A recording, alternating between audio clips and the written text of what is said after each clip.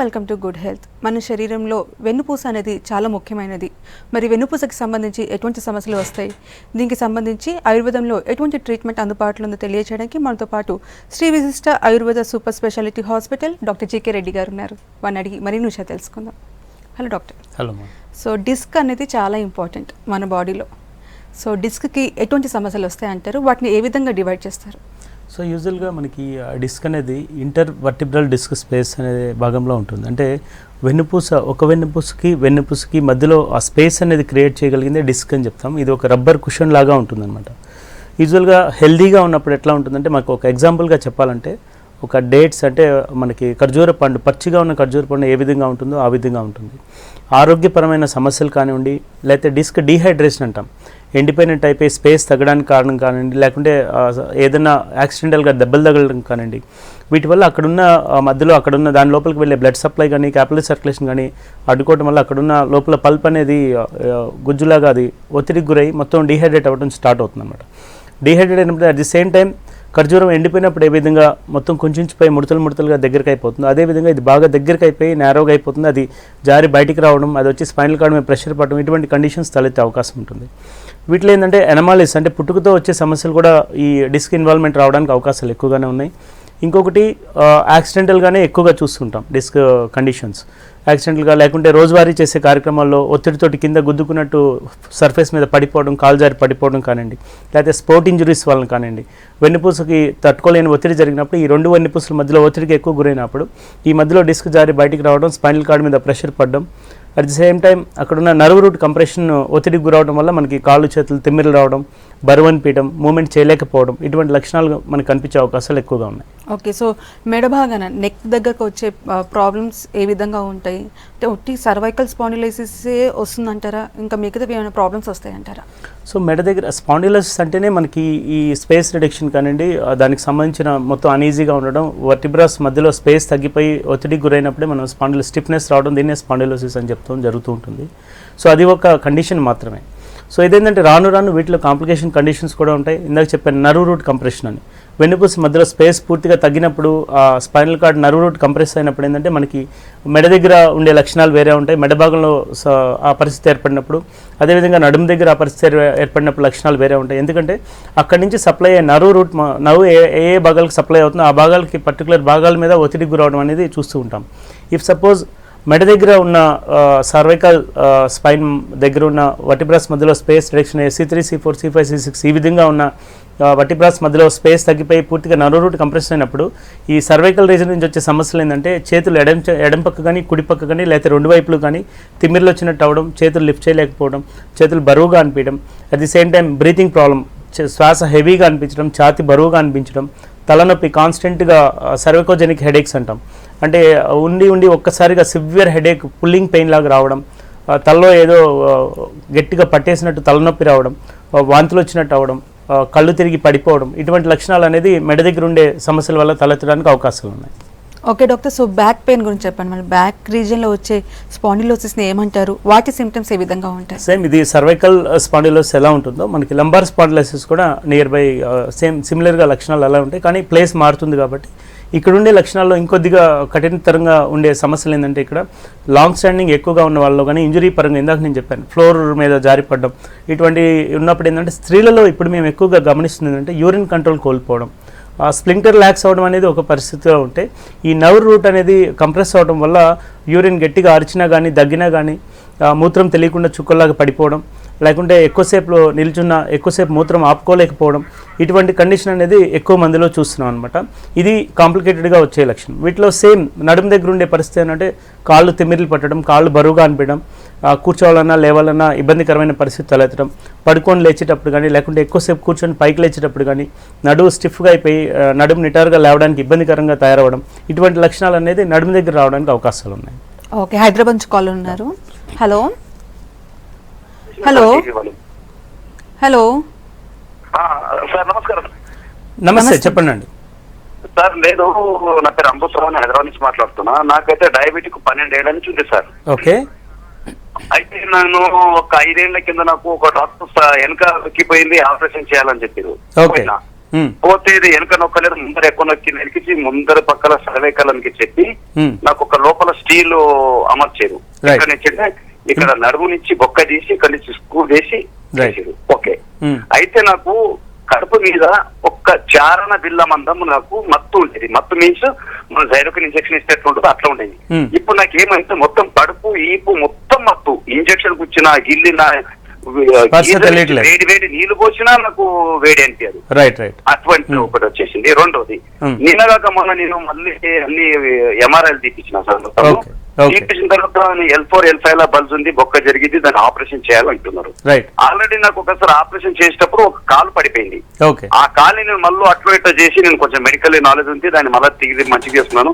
ఇప్పుడు 5 ఏళ్ల నుంచి నాకు డ్రైయర్ తోడగడానికి రాదు. 3 నిమిషాలకి ఎక్కువ నడిస్తే కాలు లాగుతుంది లెఫ్ట్ లెగ్.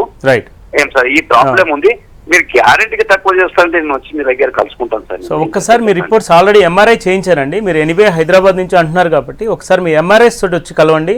మిమ్మల్ని ఫిజికల్గా కూడా ఒకసారి ఎగ్జామిన్ చేసుకుని ఎంఆర్ఐ రిపోర్ట్స్ ఒకసారి కోరిలేట్ చేసుకున్న తర్వాత మనకి ఆయుర్వేద పద్ధతి వల్ల మీకు ఎంతవరకు ఉపయోగపడుతుంది, మీ కండిషన్ నుంచి మనం ఎంతవరకు మీకు సాయం చేయగలమనేది నేను చెప్తాను వివరంగా.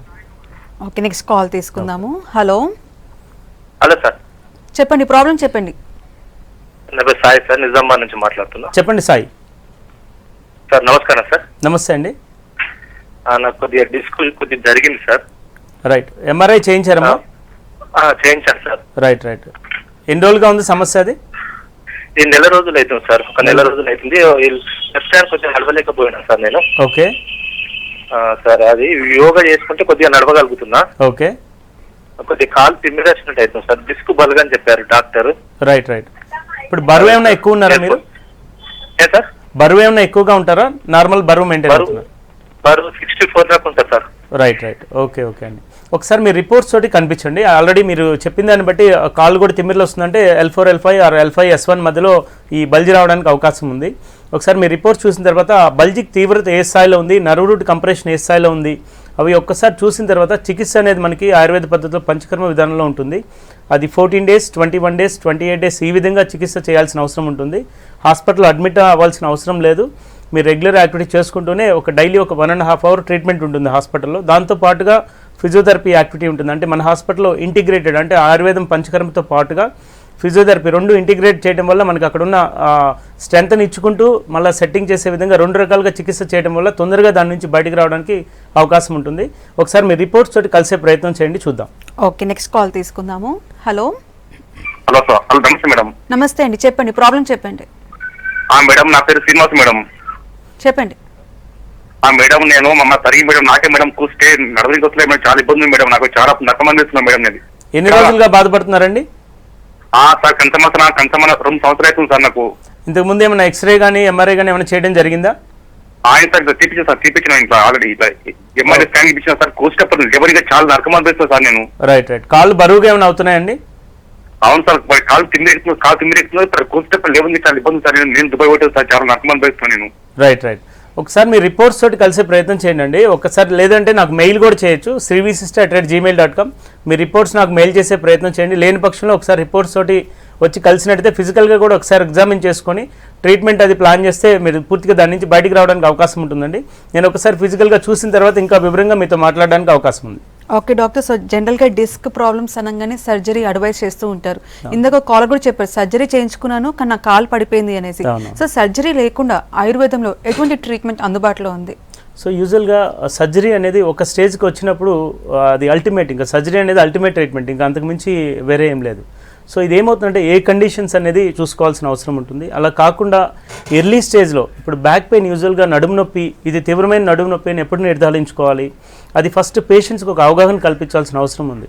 యూజువల్గా బ్యాక్ పెయిన్ ఒక 3 వారాలకు మించి కనుక ఒకే దగ్గర నొప్పి రావడం, మళ్ళా ఏదైనా చిన్న శారీరక శ్రమ చేసినా కూడా మళ్ళీ నొప్పి బయటపెట్టి ఇబ్బంది పెడుతుంటే మాత్రం ఏమాత్రం అశ్రద్ధ చేయకుండా దాన్ని రూల్ అవుట్ చేసుకోవాలి. ఒకసారి ఎక్స్రే చేసుకోవడమో లేకపోతే దానికి సంబంధించిన సమస్యలు ఉన్నాయేమో తెలుసుకోవాల్సిన అవసరం ఉంటుంది.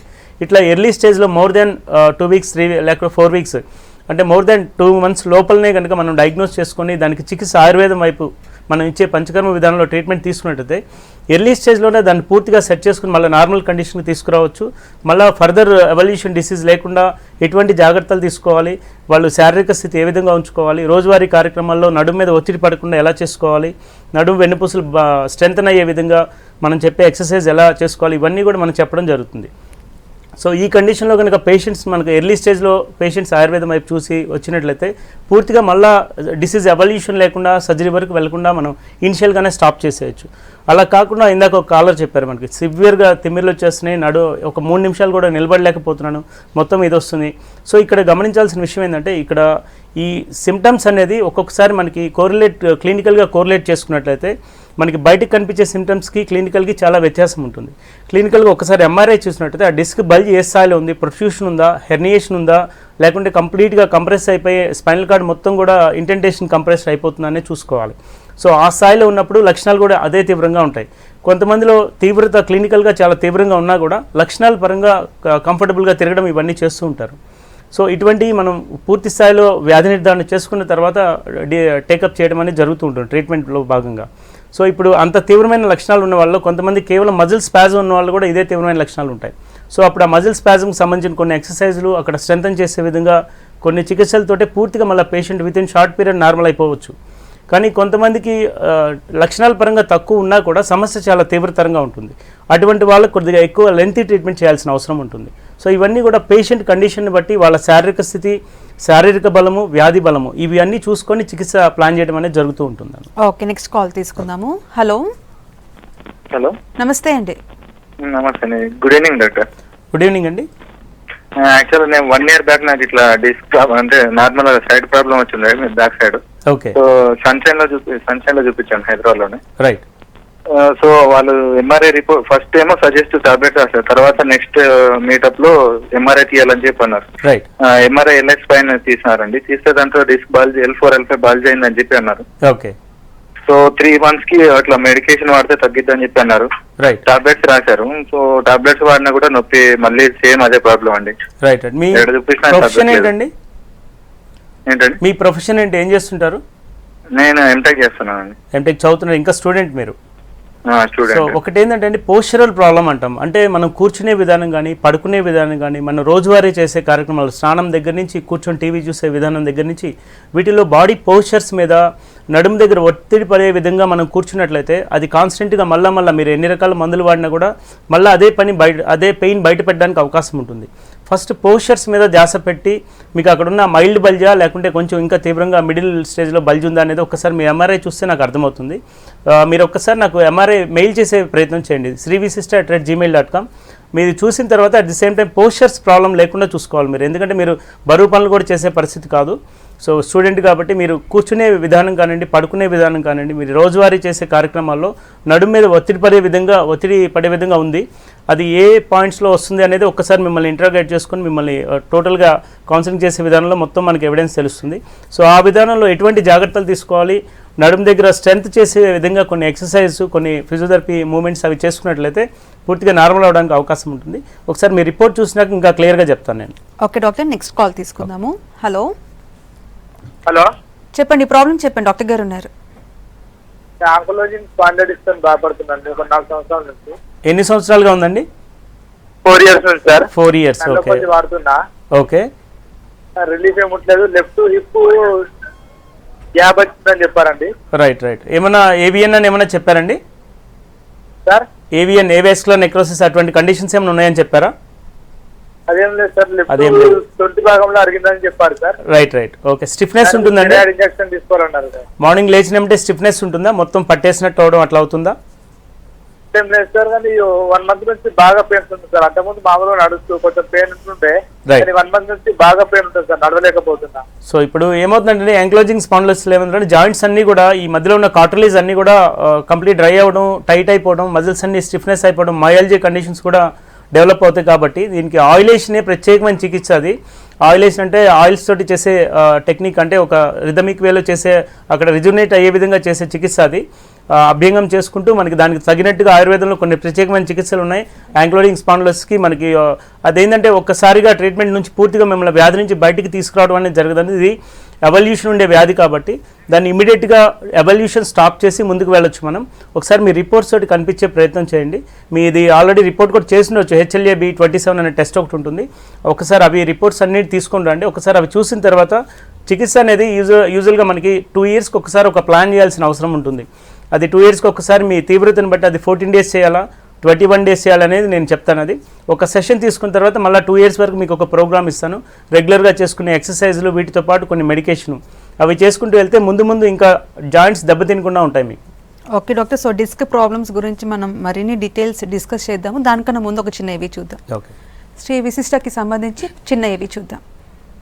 శ్రీ విశిష్ట తెలుగు రాష్ట్రాల్లోనే కాకుండా ఆయుర్వేద వైద్య రంగంలో దశ దిశలా వినిపిస్తోన్న పేరు.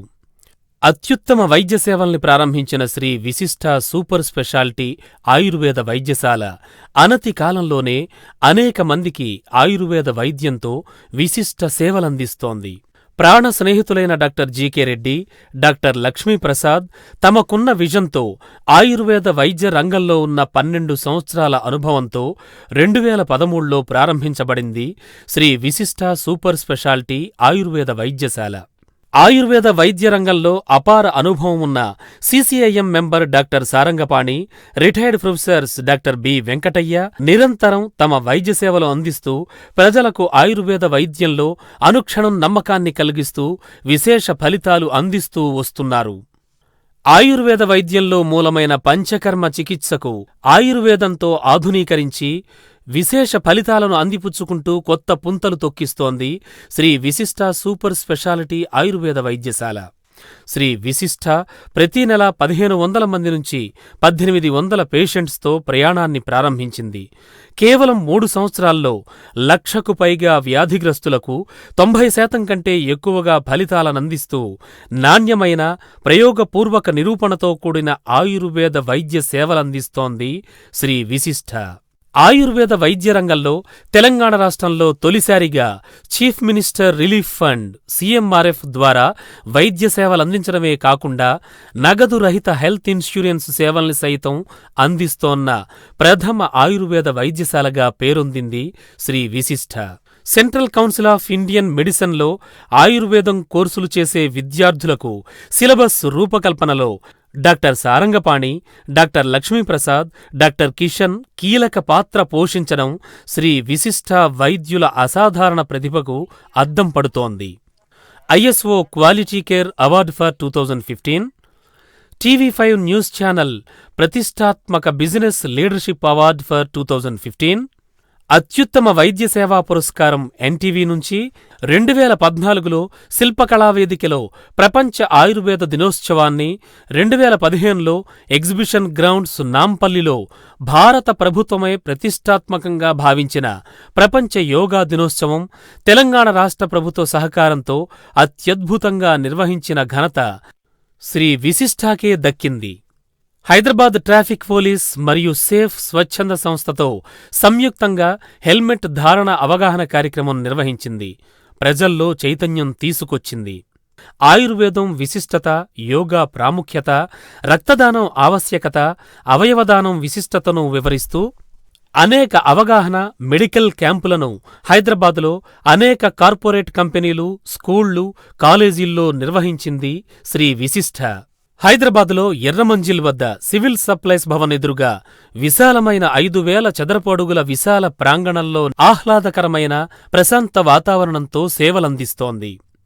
దీర్ఘకాల వ్యాధులు మరియు వృత్తిపరంగా, వ్యక్తిగతంగా దైనందిన జీవితంలో ఎదురయ్యే మెడనొప్పి, నడున్నొప్పి, వెన్నెముకకు సంబంధించిన వ్యాధులకు, జీర్ణకోశం, మొలలు, ఫిస్టులా లాంటి దీర్ఘకాల వ్యాధులకు, సంతానలేమి, శృంగార సమస్యలకు ఇలా అనేక సమస్యలకు శాశ్వత పరిష్కారం దిశగా ఆంధ్రప్రదేశ్, తెలంగాణల్లో ప్రజలకు అనతి కాలంలోనే చేరువయ్యింది శ్రీ విశిష్ట super speciality Ayurved hospital. ISO certification, నాణ్యమైన వైద్య సేవలు, online patient medical records maintenance, వ్యాధి నిర్ధారణ ఆధారిత చికిత్సా పద్ధతులు, చికిత్సానంతరం సంతృప్తితో వెళ్లే వ్యాధిగ్రస్తులు, ఆంధ్రప్రదేశ్, తెలంగాణల్లో మొట్టమొదటి నగదురహిత రీయింబర్స్మెంట్ కలిగిన ఆయుర్వేద వైద్యశాల, NABH ప్రమాణాలు పాటించడం ఇవన్నీ శ్రీ విశిష్ట ఆయుర్వేద వైద్య ప్రయాణంలో చేరుకున్న మజిలీలు. Welcome back. Okay doctor, so ఇందాక మీరు చెప్పారు అంటే ఇనిషియల్ స్టేజెస్లో చూసుకుంటే సర్జరీ అవాయిడ్ చేయొచ్చు అనేసి. సో సర్జరీ చేయించుకున్న తర్వాత కూడా మళ్ళీ ఇదే కంప్లైంట్ రిపీట్ అయితే అప్పుడు ఆయుర్వేదిక్ ట్రీట్మెంట్ తీసుకోవచ్చు అంటారా? అది కండిషన్, సర్జరీ చేసే కండిషన్ బట్టి ఉంటుందండి. ఇప్పుడు కొంతమంది డిస్కెక్టమీ చేయించుకుంటుంటారు, ఓన్లీ ప్రొట్రూడ్ అయిన డిస్క్ మాత్రం రిమూవ్ చేసి ఇది చేస్తుంటారు. అటువంటి కండిషన్స్లో మేము చూసిన హిస్టరీలో ఏంటంటే దాదాపుగా చాలామందికి మళ్ళీ దాని అప్పర్ డిస్క్ కానీ లోవర్ డిస్క్ కానీ సేమ్ ప్రెషర్ పడుతుంది. ఇప్పుడు ప్రాబ్లం ఎక్కడొస్తుందంటే ప్రాబ్లం ట్రీట్మెంట్ అయిన తర్వాత వాళ్ళు తీసుకోవాల్సిన కేర్ మర్చిపోతున్నారు. కొద్ది రోజుల వరకు చెప్పిన మూమెంట్స్ కానీ ఫిజియోథెరపీ కానీ పాటిస్తున్నారు. ఆ తర్వాత శారీరకంగా ఈ సర్జికల్గా జరిగిన ప్లేస్ కానీ లేకుంటే ఎంటైర్ స్పైన్ జాగ్రత్తలు తీసుకోవడం కానీ వాళ్ళు చేసే మూమెంట్స్ మీద కానీ ఎంటైర్ చాలామంది మేము దాదాపుగా సర్జరీ అయిన వాళ్ళు ప్రతి ఒక్కరు ఒక చెప్పాలంటే 50% అని చెప్పొచ్చు మా దగ్గరికి వచ్చే వాళ్ళలో. సో సర్జికల్ కేసే ఎక్కువగా వస్తున్నాయి. సో ఇదేంటంటే వాళ్ళు తీసుకోవాల్సిన జాగ్రత్తలు తీసుకోకపోవడం, అవగాహన లేకపోవడం, రోజువారీ చేసే కార్యక్రమాల్లో వెన్నుపూసకు ఒత్తిడి లేకుండా చూసుకునే విధంగా ఎట్లా చేయాలి ఏంటి వాటి మీద అవగాహన లేమితోటి మళ్ళీ అదే పరిస్థితితోటి తలెత్తే ప్రమాదం ఉందన్నమాట. సో ఈ కండిషన్స్ మేము ఫస్ట్ చేసే ట్రీట్మెంట్ కన్నా కూడా ముందు డిసీజ్ అవేర్నెస్, వాళ్ళకి ఏ పరిస్థితిలో ఈ వ్యాధి వచ్చింది, అది రాకుండా ఉండాలంటే ఎటువంటి జాగ్రత్తలు తీసుకోవాలి, so at the same time treatment తర్వాత ఎట్లాంటి జాగ్రత్తలు, ఫిజికల్ యాక్టివిటీ ఏ విధంగా చేసుకోవాలి, ఇవన్నీ కూడా ముందు వాళ్ళకి అవగాహన కల్పించిన తర్వాతనే మనం ట్రీట్మెంట్ ప్లాన్ చేయడం జరుగుతుంది. ఆ ట్రీట్మెంట్ కూడా షార్ట్ పీరియడ్ ఉంటుంది. తర్వాత రెగ్యులర్గా డైలీ ప్రాక్టీస్ చేసుకోవడానికి ఒక 20 minutes regular physical activity, lower back కానీ నెక్ కానీ ఇవి స్ట్రెంథన్ చేసుకునే విధంగా మనం ఎక్సర్సైజ్ అడ్వైస్ చేయడం జరుగుతుంటుంది అనమాట. ఓకే, గుంటూరు నుంచి కాలర్ ఉన్నారు. హలో. హలో, నమస్తే అండి. నమస్తే అండి. చెప్పండి, ప్రాబ్లం చెప్పండి, డాక్టర్ గారు ఉన్నారు. హలో, చెప్పండి అండి. నమస్తే సార్. నమస్తే అండి, చెప్పండి మీ ప్రాబ్లం ఏంటి చెప్పండి. బ్యాక్ పెయిన్ అండి. ఎన్ని రోజులుగా బాధపడుతున్నారండి? 4 years నుంచి అండి. వ్యాధి నిర్ధారణ చేసుకున్నారా? ఇంతకుముందు ఎగ్జామినేషన్ లేకుంటే ఎక్స్రేలు కానీ ఎంఆర్ఐలు కానీ ఏమైనా చేశారా? ఎంఆర్ఐ చేశాం సార్. ఓకే, సమస్య ఏం చెప్పారండి? L5 కొంచెం క్యాచ్ అయిందండి సార్. ఏమైందండి? L5 కొంచెం ఇదైందని చెప్పారు. ఒత్తిడికి గురి అవుతుంది అక్కడ. అది L5 దగ్గర అంటే మీకు సాక్రలైజేషన్ అంటాం. అంటే L5 S1 మధ్యలో స్పేస్ బాగా తగ్గిపోవడం వల్ల ఈ కండిషన్ వస్తుందండి. సో ఇదేంటంటే దానికి ఆ స్ట్రెంథన్ చేసే విధంగా చికిత్సా విధానం ఆయుర్వేదంలో ఉంటుంది. మీకు దగ్గరలో ఎవరైనా ఆయుర్వేద వైద్యులు ఉంటే ఒక్కసారి వెళ్ళి కలిసి దానికి సంబంధించిన చికిత్సా విధానం మిమ్మల్ని ఫిజికల్గా ఎగ్జామిన్ చేసిన తర్వాత చెప్పొచ్చండి. అది 14 days అవసరమా, 21 days అవసరమా అనేది. లేని పక్షంలో మన దగ్గరికి వచ్చినా పర్లేదు, ఒకసారి చూసిన తర్వాత నేను ఇంకా వివరంగా చెప్పగలను మీకు ఏం చేయాలి ఏంటి అనేది. ఓకే డాక్టర్, సో ఇందాక కాలర్ 4 years నుంచి సఫర్ అవుతున్నారు బ్యాక్ పెయిన్ తోటి. సో అసలు ఎప్పుడు డాక్టర్ని కన్సల్ట్ అవ్వాలంటారు? అంటే సివియర్ సిమ్టమ్స్ ఏ విధంగా తెలుస్తాయి అంటారు? ఇప్పుడు ఇందాక మనం డిస్కస్ చేసిన టాపిక్ అదేనండి. ఎట్లా ఉంటుందంటే పెయిన్ వచ్చిన తర్వాత అప్పటికప్పుడు మేనేజ్ చేసుకునే స్థితి అనేది దగ్గరలో ఉన్న మెడికల్ షాప్కి వెళ్ళిపోయి పెయిన్ కిల్లర్స్ వేసుకొని మేనేజ్ చేయడం అనేది ఫస్ట్ స్టేజ్ ఆఫ్ ట్రీట్మెంట్ కింద. అది డాక్టర్తో పని లేకుండా నడిచిపోతూ ఉంది. లేకపోతే ఎక్స్టర్నల్గా బాంబ్స్ ఏమైనా అప్లై చేసుకోవడం, ఆయిల్స్ అప్లై చేసుకోవడం ఇవి చేస్తూ ఉన్నారు. ఇక్కడ ఏమవుతుందంటే ఈ స్టేజ్ నుంచి వాళ్ళు నెక్స్ట్ స్టేజ్ డిసీజ్ ఎవల్యూషన్ అయ్యేది గమనించట్లేదు. అప్పటికప్పుడు పెయిన్ వచ్చినప్పుడు పెయిన్ కిల్లర్ వేసుకుంటున్నారు. కొన్ని నెలల తరబడి అదే మెయింటైన్ చేసుకుంటూ వెళ్తడం వలన అది తీవ్రంగా ఇంటర్నల్గా ఫిజికల్గా కూడా ఎఫెక్ట్ పడుతుంది. అంటే డిస్క్ జారి బయటికి రావడం, డిస్క్ ప్రొలాప్స్ అవ్వడం, ఈ కండిషన్స్ వచ్చి అసలు నొప్పి తట్టుకోలేకపోవడం, కదలేని పక్షంలోనే డాక్టర్ దగ్గరికి వెళ్ళడం జరుగుతుంది. సో అలా కాకుండా మోర్ దాన్ 2 weeks 3 weeks ఇందాక చెప్పాను నేను, 3 weeks కానీ 4 weeks కానీ, అంటే 1 month మించి అదే నొప్పి మళ్ళా వస్తుంటే ఏమాత్రం అశ్రద్ధ చేయకుండా దగ్గరలో వైద్యులను కనిపించి ఒకసారి దాన్ని వ్యాధి నిర్ధారణ చేసుకొని ఖచ్చితంగా సమస్య ఉంది అంటే కనుక ఫస్ట్ నా అడ్వైజ్ ఏంటంటే ఫస్ట్ ఆయుర్వేదం వైపు చూడమని చెప్తాను. ఎందుకంటే ఇక్కడ ఎటువంటి సర్జికల్గా కానీ ఎటువంటి హాని చేసే ఔషధాలు కానీ ఏమీ లేవు. దాన్ని పూర్తిగా రిజువినేట్ చేసే ప్రక్రియతో పాటుగా మనం చెప్పే కొన్ని ఎక్సర్సైజులు వాటితోటి మళ్ళీ పూర్తిగా స్టెబిలైజ్ చేసుకుని మళ్ళీ నార్మల్ రావడానికి అవకాశాలు ఎక్కువగా ఉన్నాయి కాబట్టి. ఓకే, నెక్స్ట్ కాల్ తీసుకుందాము. హలో. హలో, గుడ్ ఈవినింగ్ అండి. చెప్పండి, ప్రాబ్లం చెప్పండి. మా మదర్ కి ఒక 45+ ఉంటాయి మ్యామ్. చెప్పండి. తనకి మార్నింగ్ లేవడం చాలా కష్టంగా ఉంది. నీ పెయిన్స్, జాయింట్ పెయిన్స్ చాలా ఉన్నాయి. ఓకే. సో భుజాల నొప్పులు అవన్నీ చాలా ఎక్కువగా ఉన్నాయి. సో 1 month నుంచి ఇంకా తీవ్రంగా ఉన్నాయి అనమాట. డయాగ్నోస్ చేశారమ్మా? డయాగ్నోస్ చేశారమ్మా? రొమాటిక్ ఆర్థరైటిసా లేకుంటే ఆస్టియో ఆర్థరైటిస్ అనే డయాగ్నోస్ చేసుకున్నారా? చేయించాము. అలాగే ఆయుర్వేదిక్ కూడా ట్రై చేస్తున్నాం అనమాట. బట్ రెండిట్లో తగ్గట్లేదు. ఓకే. జ్వరం ఏమైనా వస్తుందమ్మా? ఫీవరిష్ ఏమైనా? ఫీవరిష్ ఏమి ఉండదు, స్వెల్లింగ్ ఉండేది 1 month బ్యాక్. ఓకే. ఆయుర్వేదిక్ అవన్నీ వాడిన తర్వాత కొంచెం స్వెల్లింగ్ తగ్గింది, బట్ పెయిన్స్ మాత్రం ఫ్రీక్వెంట్ గా వస్తున్నాయి సార్. రైట్. ఒక్కసారి అది డయాగ్నోస్ చేసుకోవాలమ్మా. అది ఏమవుతుందంటే మనకి ఆమవాతము, సంధివాతము, అట్లాగే ఈ వాతరక్తం అంటాం. ఈ డిసీజెస్లో అమ్మకున్నది కండిషన్ అది రొమాటిక్ ఆర్థరైటిసా లేకుంటే వీటికి సంబంధించిన వాటిలో ఏది అనేది ఒక్కసారి పూర్తి స్థాయిలో రూట్ కాజ్ అనేది డయాగ్నోస్ చేసుకున్న తర్వాత దానికి సంబంధించి చికిత్సా విధానం ప్లాన్ చేసినట్టు పూర్తిగా దాని నుంచి బయటికి తీసుకురావచ్చు. ఇంకొకటి ఏంటంటే అజీర్ణం లేకుండా చూసుకోండి. ఫస్ట్ ఆఫ్ ఆల్ జీర్ణ వ్యవస్థ సక్రమంగా ఉండే విధంగా చూసుకోవాలి. ఇప్పుడు తీవ్రంగా ఉంటే కనుక మీరు కొంచెం సొంటి మిరియాల పొడి సమానంగా మిక్సీలో వేసుకొని ఆ పౌడర్ని డైలీ భోజనంలో ఒక హాఫ్ స్పూన్ కన్నా కూడా తక్కువ కొంచెం నెయ్యితోటి డైలీ ఫస్ట్ భోజనంలో అది ఇచ్చిన తర్వాత మిగతా భోజనం ఇవ్వండి. ఎందుకంటే ఆమె శరీర తత్వానికి పడని పదార్థాలు రోజువారీ తీసుకునే ఆహారంలో ఉన్నట్లయితే దానివల్ల పాసిఫై అవుతుంది. ఈ అజీర్ణం వల్ల ఉన్న నొప్పులు ఇంకాస్త తీవ్రం అవడానికి అవకాశాలు ఉన్నాయి కాబట్టి అజీర్ణం కాకుండా చేస్తుంది ఇప్పుడు నేను చెప్పిన కాంబినేషన్. ప్రస్తుతానికి అది మెయింటైన్ చేసుకుంటూ వెళ్ళండి. మీరు టైం ఉన్నప్పుడు ఒకసారి కలిసినట్లయితే ఫిజికల్గా కూడా చూసి నేను వివరంగా చెప్తాను ఏం చేయాలి ఏంటి అని. ఓకే డాక్టర్, సో మార్కెట్లో కూడా పంచకర్మ సెంటర్స్ అని ఉన్నాయి. సో డిజీజ్కి సంబంధించిన పంచకర్మ అది ఎలా ఉంటుంది? మామూలుగా స్పాస్లో కూడా పంచకర్మ ట్రీట్మెంట్ ఫర్ స్పైన్ అని చెప్తున్నారు. సో మనకి ఎలా తెలుస్తుంది తేడాలు? అంటే కొత్తగా వచ్చిన వాళ్ళకి స్పైన్కి సంబంధించి చెప్పారు కాబట్టి డిస్క్ ప్రాబ్లమ్ సాల్వ్ అయ్యే ఛాన్సెస్ ఉన్నాయని అక్కడ చేయించుకుంటారు. మామూలుగా మన క్లినిక్స్లో ఆయుర్వేదిక్ క్లినిక్స్లో ఇచ్చే పంచకర్మకి డిఫరెన్స్ ఎలా తెలుస్తుంది? సో యూజువల్గా ఒక సర్టిఫైడ్ క్వాలిఫైడ్ ఆయుర్వేదిక్ డాక్టర్ ఉన్న దగ్గర చూయించుకుంటే బెటర్ అండి. ఒకటి వ్యాధి నిర్ధారణ చేసుకున్న తర్వాత ఒక డిపార్ట్మెంట్ వైజ్ ఎట్లా ఉంటుందంటే ఇప్పుడు మస్కులోస్కెల్టల్ వీటికి సంబంధించి ఈ కాయ చికిత్స డిపార్ట్మెంట్ అంటాం. మన హాస్పిటల్ ఇది ఫుల్ ఫ్లెడ్జ్ డిపార్ట్మెంట్ వర్క్ చేస్తుంది. ఒక 5 కన్సల్టెంట్లు దాని మీద పనిచేస్తున్నారు. సో పేషెంట్ డయాగ్నోస్ దగ్గర నుంచి అంటే ఒక వ్యాధి నిర్ధారణ చేసినప్పుడు వాళ్ళ దగ్గర ఉన్న రిపోర్ట్స్ ఒక ప్రైమరీ రిపోర్ట్స్ తీసుకున్న తర్వాత మనం మళ్ళీ ఫిజికల్గా ఎగ్జామిన్ చేసుకోవడం, at the same time specialised physiotherapy technician చేత పూర్తిగా మళ్ళీ ఒకసారి రిపోర్టింగ్ మొత్తం ఏ నర్వ్ ఇన్వాల్వ్మెంట్ ఉంది, ఏ మజిల్ ఎక్కువ ఇన్వాల్వ్ అవుతున్నాయి, ఇవన్నీ పూర్తి స్థాయిలో రిపోర్ట్ తీసుకున్న తర్వాత మనం ట్రీట్మెంట్ అనేది ప్లాన్ చేయడం జరుగుతూ ఉంటుంది. ఇలా కాకుండా ఇప్పుడు మీరు అడిగిన క్వశ్చన్ ఇష్టం వచ్చినట్టు పంచకర్మ సెంటర్ అనేది పంచకర్మ అనేది ఒకటి పలకరిస్తున్నారు అని చెప్పి. పంచకర్మ అనేది ఈ మైండ్ డీటాక్సిఫై చేసే చికిత్స. అది ఒక డాక్టర్ మాత్రమే అడ్వైజ్ చేయగలరు. డాక్టర్ లేని దగ్గర ఓన్లీ ప్యాషనేట్గా ఒక పంచకర్మ క్లినిక్ అని చెప్పి పెట్టేస్తున్నారు, మసాజ్ సెంటర్స్ అని చెప్పి నడిపిస్తున్నారు. ఇదేంటంటే ఈవెన్ క్వాలిఫైడ్ డాక్టర్ లేకుండా కూడా మనకి ఇంతకు ముందు థెరపిస్టులు అనేవాళ్ళు ఒక సర్టిఫికేట్ లేకుండా కేరళ నుంచి చాలామంది వచ్చి ఇక్కడ సెటిల్ అయిపోవడం జరిగింది. సో వాళ్ళందరూ కూడా ఒక 5-6 సంవత్సరాల తర్వాత డాక్టర్స్ కింద పనిచేసిన వాళ్ళు బయటికి వెళ్ళి సెంటర్స్ పెట్టేసి సేమ్ ఇచ్చేస్తున్నారు, ఇదే ట్రీట్మెంట్లు చేస్తున్నారు. సో ఇదేంటంటే టెక్నికల్గా వ్యాధి నిర్ధారణ చేసుకోకుండా చేయడం వల్ల అప్పటికప్పుడు ఉపశమనం ఉన్నా కూడా వ్యాధి నుంచి పూర్తిగా బయటికి రావడం అనేది జరగదు మనకి. ఓకే, నెక్స్ట్ కాల్ తీసుకుందాము. హలో హలో నమస్తే అండి, చెప్పండి ప్రాబ్లం చెప్పండి. నమస్తే అండి. యాక్చువల్గా నాకు యోగా చేస్తున్నప్పుడు మామూలుగా ఫార్వర్డ్ బెండింగ్ ఎక్కువ చేసినప్పుడు L5-S1 దాంట్లో స్పేస్ తగ్గింది. అది అంటే అది ఫ్రంట్ వంగినప్పుడు మళ్ళీ స్ట్రైట్ గా కూర్చుని స్ట్రైట్ గా లేవలేకపోతున్నాం. లాస్ట్ 2-3 years బ్యాక్ ఒకసారి అయింది, మళ్ళీ ఈ మధ్య 15 days బ్యాక్ ఒకసారి జరిగింది ఇలా. ఓకే, సో దీనికి నేను ఎక్స్రే చేయించాను, డిజిటల్ ఎక్స్రే. రైట్. డాక్టర్ గారు ఏమన్నారంటే L5-S1 లో మీకు గ్యాప్ తగ్గింది, అది మీరు రెస్ట్ తీసుకోవాలని చెప్పేసి చెప్పారు. సో పెయిన్ కిల్లర్స్ ఇచ్చారు కానీ నేనేం యూజ్ చేయట్లేదు. ఓకే, సో దానికి ఎలా ఉంటుంది ట్రీట్మెంట్? అది సాక్రలైజేషన్ అంటామండి. సాక్రలైజేషన్ ఉన్నప్పుడు ఏంటంటే అది కావడానికి కారణాలు ఇప్పుడు మీరు ఆల్రెడీ చెప్పారు నాకు. ఫార్వర్డ్ బెండింగ్ బాగా సివియర్గా చేసినప్పుడు అది డెవలప్ అయింది అని చెప్పి ఒకసారి ఫ్యాసెట్ జాయింట్ స్టిఫ్నెస్ డెవలప్ అవుతుంది. అంటే ఈ వటిబ్రాకి మధ్యలో ఫ్యాసెట్స్ ఈ జాయింట్ లాక్ ఉంటుంది, అది ఒకసారి టేర్ కూడా అవుతుంది తీవ్రతను బట్టి.